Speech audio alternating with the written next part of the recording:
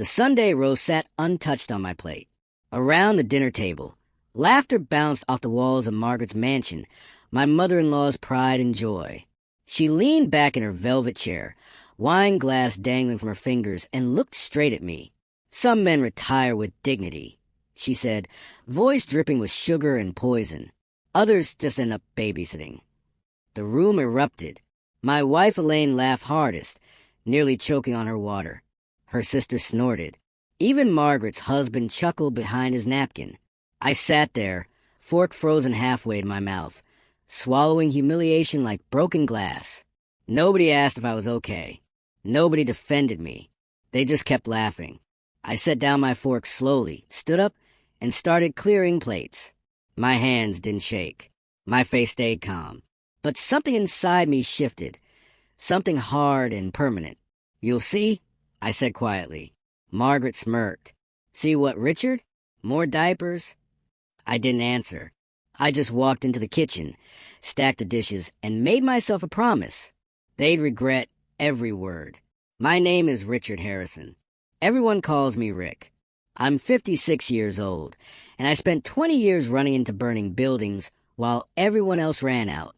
I was a firefighter in suburban Ohio. 3 commendations, countless lives saved, one busted back that ended my career at 48.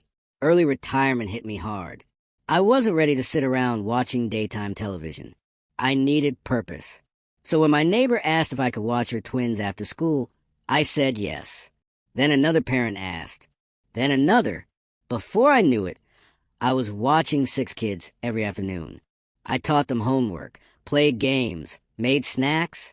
I treated them the way I treated rookie firefighters, with discipline, patience, and respect. These kids weren't just passing time with me. They were learning.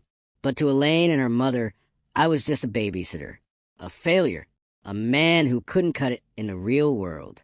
That night after dinner, I lay awake staring at the ceiling. My phone buzzed. A text from one of the parents. "Mr. Harrison, you should open your own daycare. You're genuinely amazing with kids."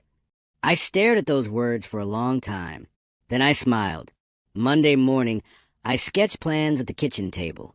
Rough drawings of rooms, play areas, learning stations. I'd done renovations before. Helped rebuild a firehouse after the storm in 2006. I knew construction. I knew the safety codes. I knew children. Elaine walked in, saw my drawings, and rolled her eyes so hard I thought they'd stick. "Please tell me you're not serious." "Dead serious." "Rick, we're not wasting money on your babysitting hobby." She poured coffee like she was pouring contempt. "Get a real job. This is real." She laughed. That same cruel laugh from dinner. "You sound delusional." I kept drawing. She left for work without saying goodbye. That afternoon, Margaret stopped by unannounced. She saw my plan spread across the table and actually snorted. "Ambition isn't in your blood, Richard. You're a babysitter. Accept it." I looked up at her, calm as still water. "You're right about one thing, Margaret. I'm not like you." She blinked confused. I grabbed my old firefighter helmet from the closet and set it on the table. Time to rebuild. Sunday came again. I sat in church between Elaine and her mother, pretending to listen to the sermon. But Margaret's voice carried from 2 rows back, where she sat with her country club friends. "Elaine married a man with no drive," she whispered loudly. "He watches children for pocket change. It's embarrassing." Her friends made sympathetic noises. My hands clenched. Elaine heard too, but said nothing. She stared straight ahead, face red, ashamed of me. I stood up mid-sermon and walked out. People turned, confused. Elaine hissed my name. I ignored her. I drove straight to First National Bank, walked up to the loan officer's desk, and said, "I need a small business loan." The officer, a tired-looking man named Tom, pulled out forms. "What kind of business?" "Daycare center." He studied me. "That's a tough market. Regulations, insurance, competition. You really think this will work?" I leaned forward. "I ran into burning buildings for 20 years to save strangers. I'll be fine." He approved the loan. The building sat on Maple Street, abandoned, ugly, covered in graffiti. But the bones were good. Solid foundation. Good lighting. Large backyard. I bought it with a loan and my retirement savings. Every morning I arrived at dawn. I ripped out moldy carpet, repainted walls, installed new windows. My back screamed. My hands blistered. But I kept going. One afternoon, Margaret's Mercedes pulled up. She stepped out in heels and sunglasses, looking at me like I was roadkill. Still fixing toilets, Richard? I wiped sweat from my forehead. No, Margaret, I'm fixing my life. She scoffed and drove away. 2 weeks later, I hammered the final piece into place, a hand-carved wooden sign that read, Little Heroes Learning Center. I stood back, exhausted but proud. This was mine, built with my own hands. Nobody could take it from me. The next morning, I opened the doors for the first time. My heart pounded. I'd sent flyers to every parent in the neighborhood. I'd posted online. I'd done everything right. Now I just needed them to show up. Day one was a disaster. Only 2 kids arrived. The Torres twins, whose mother trusted me for my babysitting days. I prepared activities for 15 children. The empty chairs mocked me. By noon, one parent called to cancel. We found somewhere closer. Sorry. At 3 o'clock, Elaine showed up unannounced. She walked through the empty center, arms crossed, lips curled in disgust. 2 kids, Rick? 2. She laughed bitterly. You can't even run a daycare properly. This is pathetic. It's day 1. It's a failure. Like you. She turned and left. Heels clicking against the floor, I'd installed myself. I locked up that night feeling hollow. Maybe she was right. Maybe I'd wasted everything. Then I saw it, a crayon drawing on my desk. One of the Torres twins had left it. A stick figure wearing a firefighter helmet with words written in wobbly letters. You're my hero. I sat down and cried. Then I got back to work. I treated Little Heroes like a firehouse. Structure, discipline, care. Every child had a schedule. Every activity had a purpose. We learned numbers through cooking. We learned teamwork through games. We learned kindness through example. Parents noticed. By week 3, I had 8 kids. By week 6, 15. By week 10, I had a waiting list. I hired 2 assistants, both former teachers who loved my approach. We became a team. One mother, Patricia Gomez, told me, my son actually wants to come here. He cries when I pick him up early. Another father said, you're not just watching kids. You're raising them right. Word spread. The local parenting groups buzzed about us. Someone posted a glowing review online that got shared hundreds of times. Then a reporter named Angela from the neighborhood paper called. Mr. Harrison, I'd love to do a story about your center. Parents are raving. Can I visit? Absolutely. She came the next day with a camera and notebook. She watched me work, interviewed parents, and played with the kids. When she left, she said, this is special, really special. The article ran on the front page. Former firefighter builds haven for children. The phone rang off the hook. Enrollment tripled in 2 weeks. I hired 4 more staff members. We expanded into the building's 2nd floor. I framed the article and hung it in the lobby. Elaine saw it when she came to check on things, though really she came to see if I was actually succeeding. Her forced smile cracked when she saw the packed classrooms and happy children. Margaret stood behind her, silent for the first time in her life. Looks like you're doing well, Elaine said flatly. We are. She left without another word. That night, she came home at midnight. Then 1 in the morning, the next night. Then not at all. I knew what was happening. I just didn't care anymore. I had something bigger than a failing marriage. I had a purpose. Little Heroes became my life. Every morning I woke up excited. Every evening I went home fulfilled. The kids called me Mr. Rick. They hugged me. They trusted me. I was happier than I'd been in years. 6 months after opening, Elaine handed me divorce papers over breakfast. No ceremony. No emotion. Just papers slapped onto the table next to my coffee. I want a man who builds empires, she said coldly. Not playgrounds. I read through the documents carefully. Fair division of assets. She wanted the house. I wanted the center. Simple. I signed without hesitation. Empires built on greed don't last, Elaine. But what am I building? That'll outlive both of us. She grabbed the papers and walked out. I never saw her wear her wedding ring again. The divorce finalized in 90 days. I moved into a small apartment near the center. Bare walls. Second-hand furniture. But it was mine. I threw myself into work. Expanded the curriculum. Added music classes. Started a summer camp program. Parents told me I seemed lighter. Happier. Divorce agreed with you. Patricia joked. Freedom agreed with me. I corrected. Within a year, I opened a second location across town. Then a third. Little Heroes became a trusted name.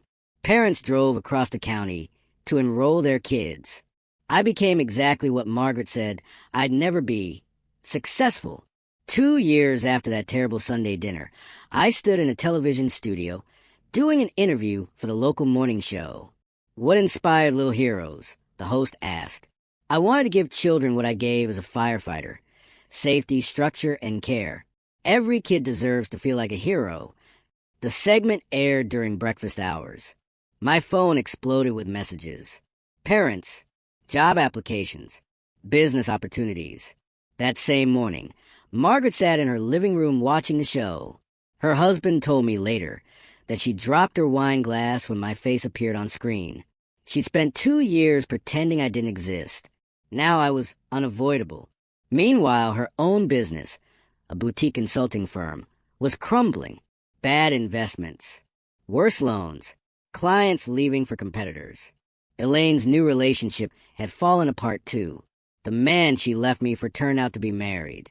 She'd moved into a studio apartment and taken a job she hated.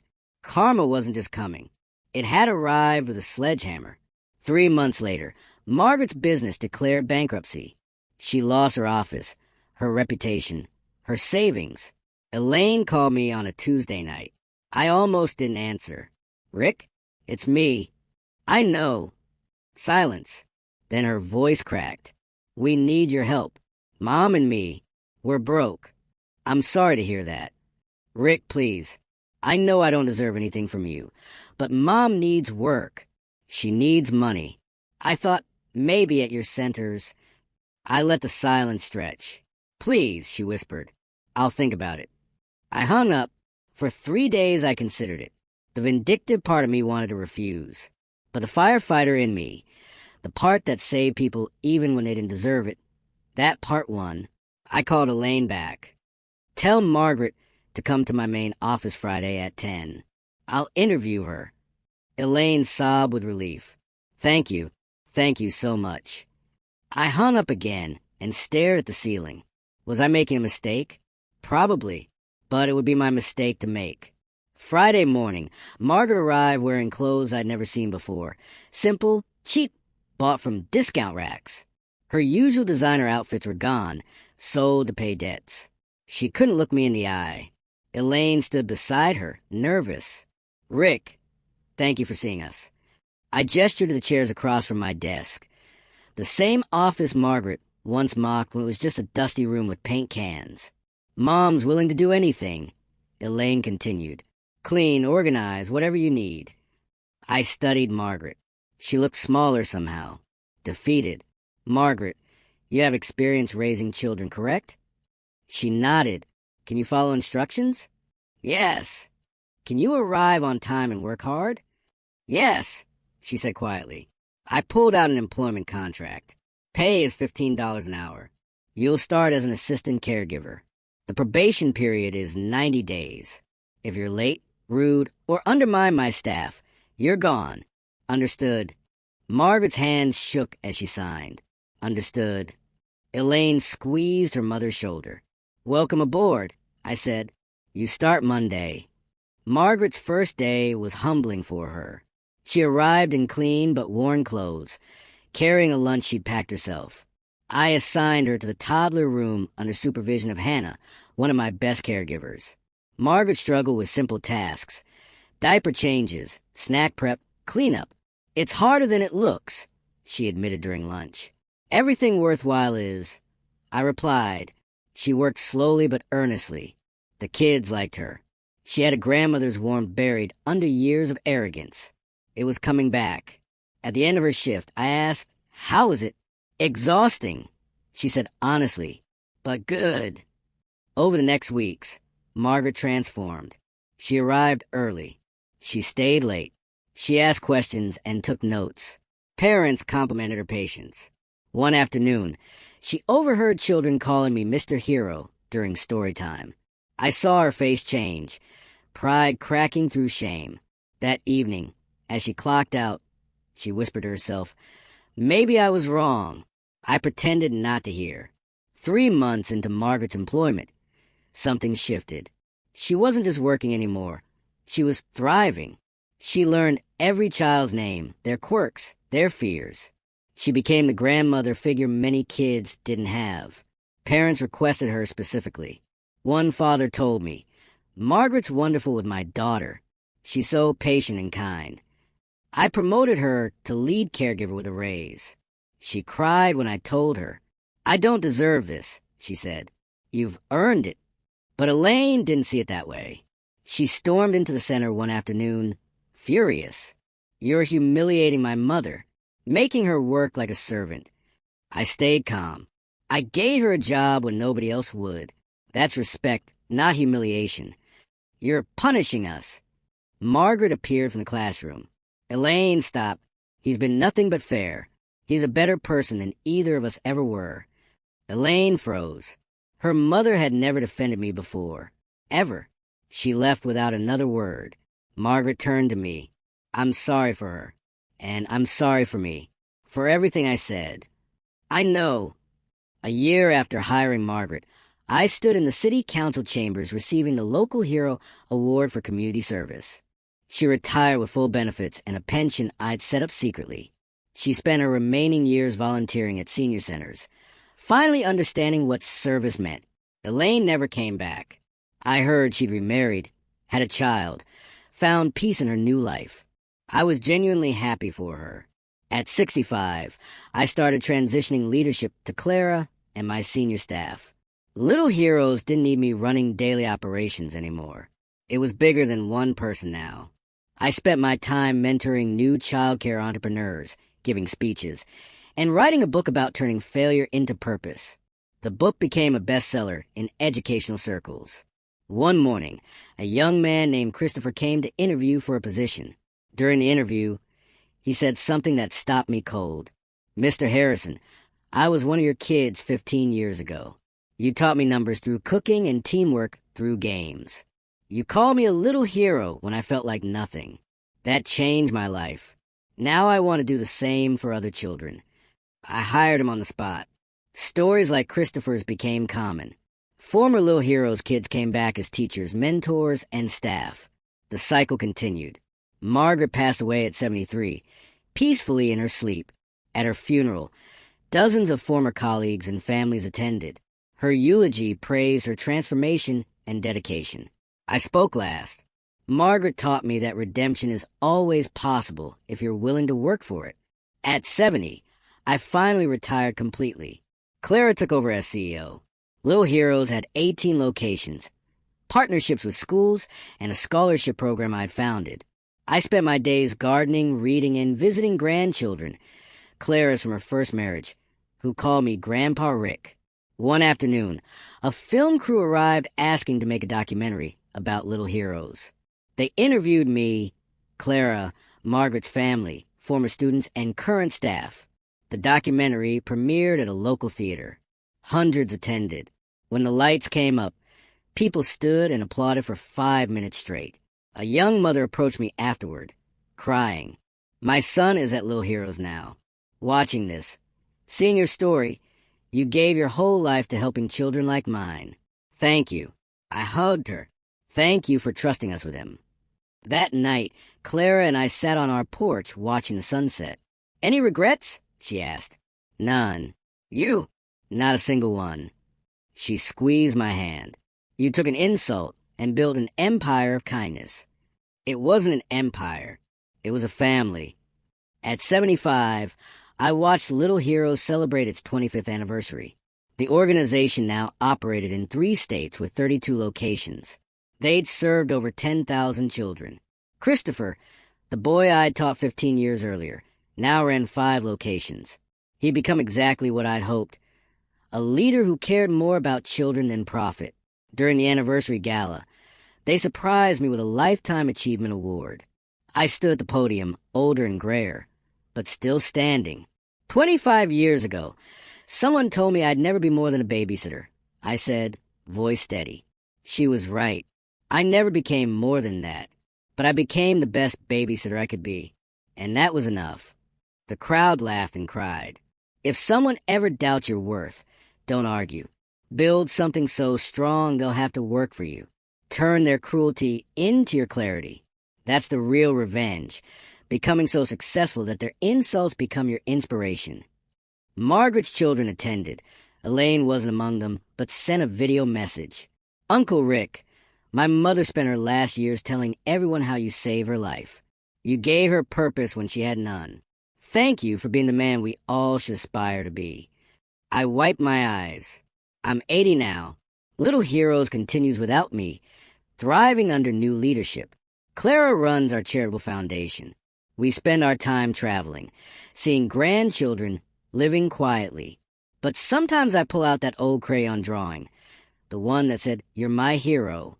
It's faded now, yellow with age, but still precious.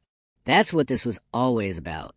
Not revenge, not proving people wrong, but proving myself right. That caring for children mattered, that kindness had power, that being called a babysitter was the highest honor I could receive. Margaret was right all those years ago. I never became more than a babysitter. I became exactly that, and it changed everything. If they ever doubt your worth, don't argue. Build something so beautiful they'll spend the rest of their lives wishing they believed in you sooner. This is my story. This is my revenge. Not through cruelty, but through creation. They said I'd never be more than a babysitter.